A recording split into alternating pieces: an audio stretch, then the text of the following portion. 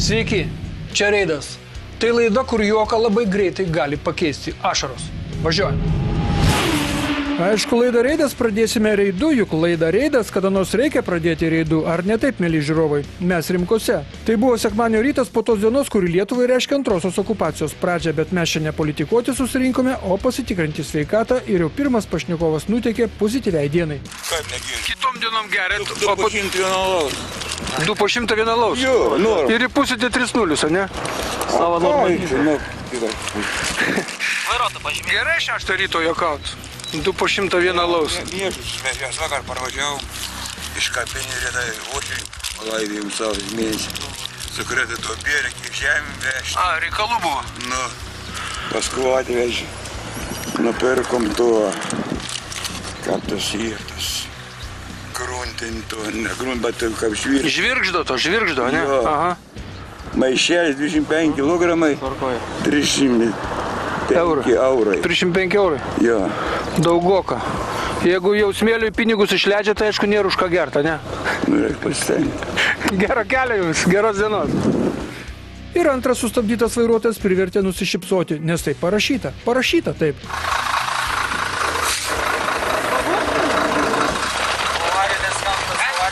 Aš matau, kad daug mašinų, reiškia pavojus, kad atidėsi muštų. O kur čia daug mašinų? Jūs vienas keli buvot? Labas rytas. Taip. Vienas keli buvot? Kur čia daug mašinų? Na, o jeigu paskui važiuoju? Va, tik vienas privažiavo dabar. Nu, tiek to. Jeigu paskui savaitę, pamatai kliūti priekį, tada tą vardį jungi. Patikrisi, laivų vairuotojų. Gerai. Ne, ten nuo dantų karpštukų tai nepripūs, pons.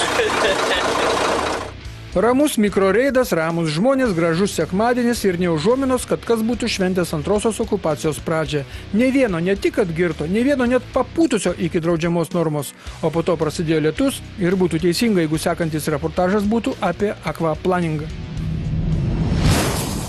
Lekiame į Veiviržėnus, miestelį Klaipėdos rajono pakraštyje, kuri gyventojo kiemą įskrido moteriškės vairuojamas automobilis Opel. Moteriškė buvo blaivi ir per avariją nenukentėjo. Užtraukti aparatą iš kiemo patikėjo vyriškiams. Mumsgi įdomu, kaip čia gali būti. Pasvarstykime. Pralėkta pro krūmus, vos nenuverstas elektros apšvietimo stulpas. Aišku, lietaus vanduo pakelia mašiną nuo kelio, kai važiuoja nesaugiu greičiu. Ne kitaip. Išvertus į lietuvių kalbą reikia laikyti saugaus greičio. Tai yra tokio greičio, kuriuo važiuodamas neįlėktum į Veiviržėniškio kiemą. O į tą kiemą pasirodo šiais metais jau įlėkė antra mašina. Nieko pons jums čia blogo nepadarė, ne?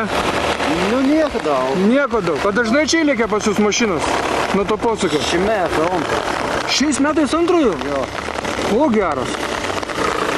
Tai gerai, kad gyvatvorę turit. Truputį pasaugo, ne? Jo, ten atsimušė į tą vieną tas krūmus būtų daugiau nelaimė. Reikalų buvę, supratau. Jo. Tai va toks gyvenimas ant posūkio yra. Nu, ką darysi? Nepasirinkome. Ačiū Jums. Gyvatvorė yra gėris. Na, su to gyvenimu prie posūkio tai taip yra, kaip ir, kad kaimyno nepasirinksi. O mes keliamės į kitą siužetą. Šis sukežęs BMW automobilis rastas Rambino gatvės kieme keliaus į policijos saugomą automobilių stovėjimo aikštelę. Nuleistos padangos, bamperis su valstybiniu numeriu įmestas vidun, durelės neužrakintos, o juk ką tik įskraidė po Rambino gatvę, kol sankryžoje su Darželio gatve vos neįskrido į naujai remontuojamo pastato teritoriją. Iš tikrųjų, šis BMW skrydis tretiems asmenims žalos nepadarė, nei tvora atsimušta, nei šulinio dangtis suskaldytas, nei bortelis nesutrupintas, tačiau vairininkas bus rastas ir jam bus papaišytas pabėgimas iš avarijos vietos. O rasti nebus sunku, nes mašinoje aptiktas šio automobilio pirkimo pardavimo aktas, kuriame nurodyta, kad pilietis įsigijęs šį automobilį gyvena nelabai toli tos vietos, kur ir buvo rastas pabėgęs BMW. Ir kita istorija apie BMW nutikusi tą pačią dieną. Liepų gatvėje jaunas BMW pilotas Tomas, išvažiuodamas iš šalutinio kelio, nesuvaldė arklių ir sutriuškino suolelį, ant kurio glausdavosi liūdni keleiviai laukiantis miesto autobuso. Tomas mašinas vairuoja beveik metus. Jis turi ką mums papasakoti. O kas nutiko? Išsukinėjau ir užmetę. Ta prasme... Manęs išsukinėjau, užmetę, lyg ir atsitiesnau, persiko ir užšokau ant bandūrą. Supratau. Vienas važiavot? Jo, vienas. Na, suokti, kad kaip gerai, jog tuo metu ant suolelio nesėdėjo koks girtuoklis ar močiutė, būtų kvaila. Tai mes pasakysime paprasčiau. Kaip gerai, kad autobusų sustojime nieko nebuvo. Tai tada būtų buvę. Tomui už avariją surašytas protokolas, juk kažkas turi atsakyti už sudaužytą stotelės suolelį.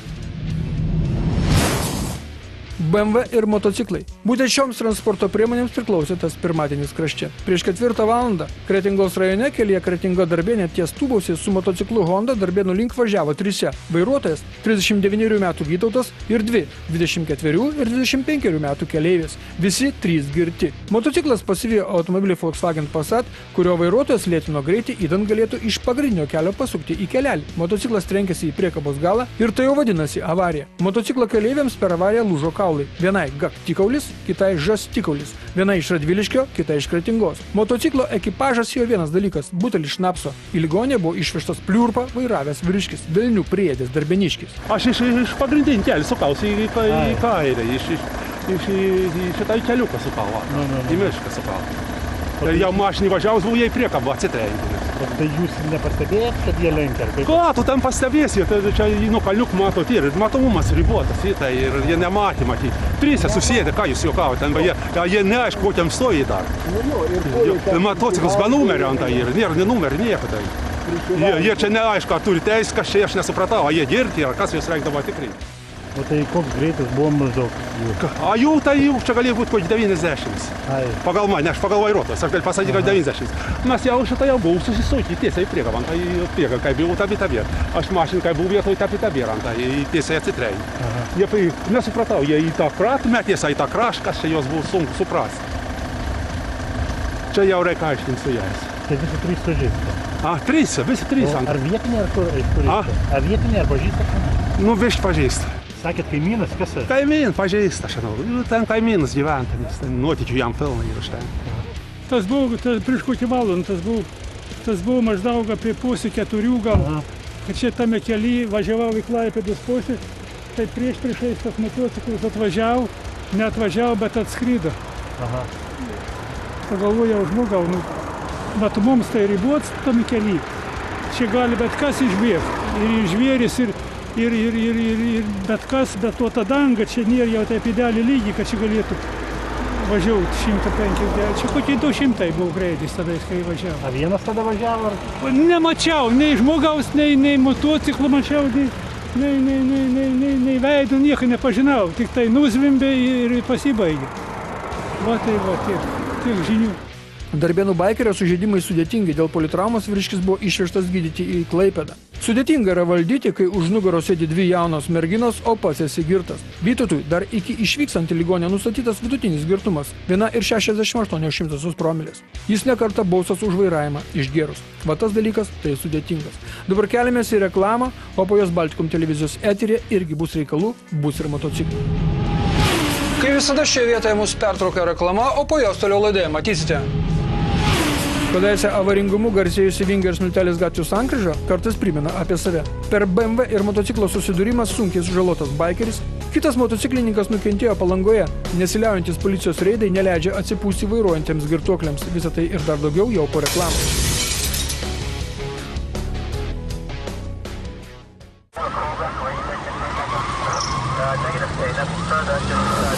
Buvo parodyti visi įmanomi anonsai, visa reklama, nuo mes tęsime laidą. Antroji dalis. Avaringumu garsėjusią Vingers Miltelės gatvių sankryžą įvyko visai nesankryžinė ir ne posukinė, ne kaktomušinė, o keista analinė avarija, kai susidūrė 2 vokiški produktai – Opel Zafira ir Volkswagen Golf. Negana to, pranešime nuskambėjo, kad per avariją sužeisti 2, 8 ir 11 metų vaikai. Smūgio būta tokio, jog Opelio priekiniai valstybiniai numeriai prisilitavo prie Golf galinių numerių. Golfas tiesiog buvo įstumtas į sankryžą, jau degant raudonam šviesoforo signalui. Tai dar gerai, kad negavo iš šoną. Avariją sukėlusi Opel vairuotojas sakė, kad prastai naktį miegojo, o dieną pritrūko dėmesingumo ir tiek. Šviesoforas gal kažkas? Suprantu, prieš stojo jinai jau. Ta prasme, va ten. Jo. Aha. O aš jai už pakalidorių stūmiau toli. Ko gero reikėjo ir jums stot, ko gero. Man reikėjo. Nu, ko gero. Labai nemiegojus buvau, labai skrandis skaudėjo. Aba, ir matot. visiškai buvau nemiegojus, matyti to atidumo pritrūko ir taip išėjo. Va, matot, pavargus irgi negalima vairuoti. Čia iškrito, iš Golfo. Pone numerį pasiimkit, jūsų va. Matot? Nenori policijos magas išduoti. Ir jie gal specialiai patys apmokės, vis tiek apmokės tai jie. Jūsų. Tai niek nekainuos. Jūsų. Su Opel vairuotoja sutarėm, kad pavargus nėra ko mums čia vairuoti. Kitą kartą taip nedarysime. Beje, vaikus iš avarijos vietos išsivežė giminaičiai, tad medikams čia darbo neliko. O kai taip baigėsi incidentas, tai reikia galutinai pabaigti, padėjus parašus ant eismo įvykių deklaracijų, traukiamės į šoną ir pildom popierius. Ta diena tai buvo ne paskutinė avarija Klaipėdoje, kurioje prireikė medikų pagalbos. Minijos ir Varnėnų gatvių sankryžoje per automobilio BMW 530 ir motociklo Yamaha avariją sunkiai sužalotas motociklininkas. Incidentas įvyko šviesoforo reguliuojamoje Minijos ir Varnėnų gatvių sankryžoje, kai automobilio BMW vairuotojas Donatas atvažiavęs Aglonų gatve kirto plačią sankryžą ir jos galėties Varnėnų gatvės pradžia susidūrė su motociklu Yamaha, kurį vairavo 36 metų Tomas. Iš karto po avarijos įvykio liudininkai iš BMW vairuotojo išgirdo prisipažinimą, kad tai jis važiuodamas Aglonų gatve, Varnėnų gatvės link, spustelėjo galingą BMW jau degant draudžiamam šviesoforo signalui. Tačiau liudininkai, kai sužinojo, kad praėjus emocijoms BMW vairuotojas pradėjo keisti parodymus, nutarė tapti įslaptintais liudininkais. Nesiviešinti. Tiek to, vis tiek tiesa triumfos. O dabar apie patį įvykį. Tai BMWs važiavo nuo Akropolio pusės, o motociklas, kaip suprantu, nuo centro link rajono važiavo. Taip. BMWs vairuotojas iškart pasakė, kad paskubėjo. Tikriausiai jisai per geltoną jau įlėkė, tą motociklą nukirto, čia jį užnešė per tą bordiūrą į tą mašiną ir toliau. Ir va šitą Volvo trūktų. Kerta Volvo ir viskas. O tas BMW vairuotojas vienas buvo? Jo, vienas. Vienas? Mes priėjom iš kartais iškėlės. O kaip motociklisto sveikata? Nu, nelabai, su koja matosi, kad lūžis yra. Su šalmu buvo su visko, ne? Jo, buvo. Viskas tvarkoj buvo. Bet sąmoningas buvo. Bet tai žodžiu, BMW vairuotojas pasakė, kad pats įlėkė per geltoną. Jis iš karto. Iš karto pasakė. O taip pat. Taigi po susidūrimo su motociklu BMW pakeitė važiavimo kryptį, už keliasdešimties metrų perskrido žaliąją juostą, šaligatvį ir trenkėsi į automobilių stovėjimo aikštelėje stovintį automobilį Volvo, kuris buvo dar apsuktas ir stumtas į šalia stovintį automobilį Toyota Carina. O BMW sustojo dar už 15 metrų nuo sustumtų mašinų. Motociklininkas dėl atviro kojos lūžio buvo skubiai išvežtas į ligoninę. Jis buvo sąmoningas. Tokia avarija šioje vietoje ne pirma, kai vienas paspaudžia atvažiuojantis Aglonų gatve, o kitas šauna iš dešinės jam. Motociklininkas šovė iš vietos Minijos gatvėje, kai vieni lengvieji automobiliai jau ruošiasi judėti, o kiti jau judėjo, užsidegus žaliam šviesoforo signalui. Tačiau BMW šioje sankryžos vietoje turėjo atsirasti ir susidurti su motociklu tikrai skries degant draudžiamam šviesoforo signalui. Įvykį tyrė Klaipėdos kelių policijos biuro pareigūnai. Vardan teisybės, jeigu neužteks įrodymų ir liudininkų parodymų, bus paskirta autotechninė ekspertizė, kuri atsakys, kokiu greičiu į sankryžą įskriejo BMW. Ir kito siužeto transporto priemonė toks pat motociklas Honda CBR 600. Ta trečiadienį apie 18 val. Palangos policija gavo pranešimą, kad Klaipėdos plente susidūrė motociklas ir lengvasis automobilis. Yra sužeistų žmonių. Abi transporto priemonės, motociklas ir lengvasis automobilis Ford Mondeo važiavo viena kryptimi – Šventosios link. Sankryžoje su Vanagupės gatve automobilio Ford Mondeo vairuotojas suko į kairę ir į jį atsimušė lenkiantis motociklas Honda. Motociklas po avarijos nuskriejo į gėlyną. 30-metis motociklininkas Darius buvo sąmoningas, skundėsi galvos ir kojos skausmais. Jis išvežtas į ligoninę. Ten diagnozuota politrauma, kojos lūžis, pažeistas stuburas. Motociklas registruotas Ukmergėje ir priklauso sužeistajam. Liudininkai teigia, kad motociklas skirtęs ištisinę liniją lenkė automobilių koloną. Šioje sankryžoje yra įrengtos vadinamos kišenės leidžiančios automobilius sukančius į kairę saugiai lenkti per dešinę pusę. Ford Mondeo vairuotojas, Vilnietis policijos pareigūnas Tomas, buvo blaivus. Įvykį tyrė Palangos policijos pareigūnai. Vasara prasidėjo ir čia. O dabar reidas, kaip mes be policijos reido. Sekmadienį Herkaus Manto gatvėje vienu metu buvo sustabdyti 3 taksi automobiliai. Vienas vairuotojas neturėjo licenzijos versis šiuo verslu vežioti keleivius, antras neturėjo vairuotojo pažymėjimo, jau kartą baustas už vairavimą be teisių ir už pasišalinimą iš įvykio vietos, o trečias nebuvo pasiėmęs dokumentų. Po pusės 8 ryto buvo sustabdytas automobilis Toyota Prius. Vilniečių vairuotojui Eugenijui nustatytas lengvas girtumo laipsnis. 132, aišku. Labą dieną, ponia. Kaip čia dabar tai buvo? Ką gerėt vakar? Šiandien tai negerėt jau? Tai ne. Tai čia nuo vakar toksai? 7 ryto. Ar reikėjo važiuoti tiesiog, ne? Filmavimai vyksta į darbą. Filmavimai? Jo, nu kino kūrėja. Žodžiu, važiavo į darbą Melnragėje, kur rusų režisierius suka filmą apie pokarį. Netrukus policijos pajėgos persikraustė į kitą vietą, Minijos sausio 15-osios ir Pilies gatvių sankryžoje. Čia prie būsimų kolegų prisijungė policijos mokyklos kursantai ir krivūlėmis pamojavus pusvalandį pajėgos jau darbavosi Vilniaus plente. Sustabdžius automobilį Chrysler Voyager paaiškėjo, kad 19-metis vairuotojas Egidijus niekada neturėjo vairuotojo pažymėjimo, bet to jaunuolis buvo pagiringas. Jam nustatytas nežymus girtumas 0,29 promilės alkoholio. Tuo metu iki policijos kordono atriedėjo 2 atsipūtusių švedų automobiliai.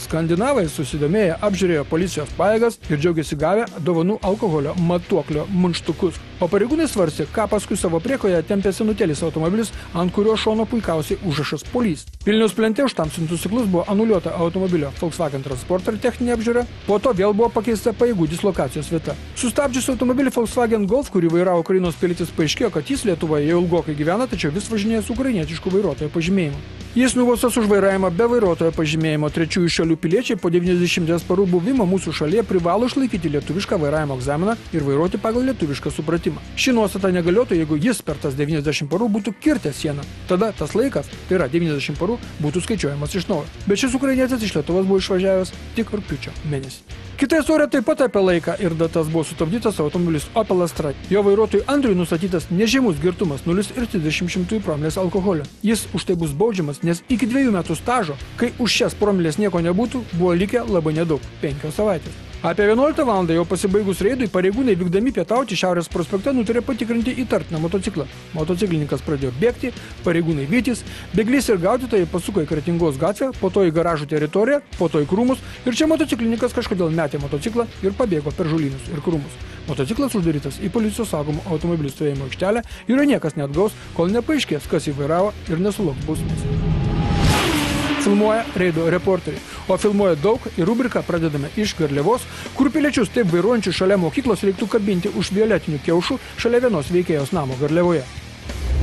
Iš Garliavos varykime į Vokietiją, į Saarlando sostinę Saarbrückeną. Šios vaizdus atsiuntęs lietuvis Audrius sako, kad laivokietis Klausas, mūsų laidoje vis mokantis lietuvius vairavimo kultūros, pasižiūri, kaip vairuojame jo gimtoje Vokietijoje. Lai nepamiršta. Per 4 minutės aibė pažeidimų. Pirmas pažeidimas – suka pilietis į dešinę, degant raudonam šviesoforo signalui. Po to staiga prieš mašiną išnyra kažkoks nevokiškos išvaizdos pėsčiasis ir neria per gatvę. Trečias veikėjas – eismo dalyvis kerta ištisinę liniją, o ji reiškia tą patį, ką ir Lietuvoje – kirsti draudžiama. Netrukus mašinos pajudės užsidego žaliam šviesoforo signalui ir staiga tik šast iš dešinės dviratininkė per raudoną pedaluoja, net nenulipusi nuo savo aparato.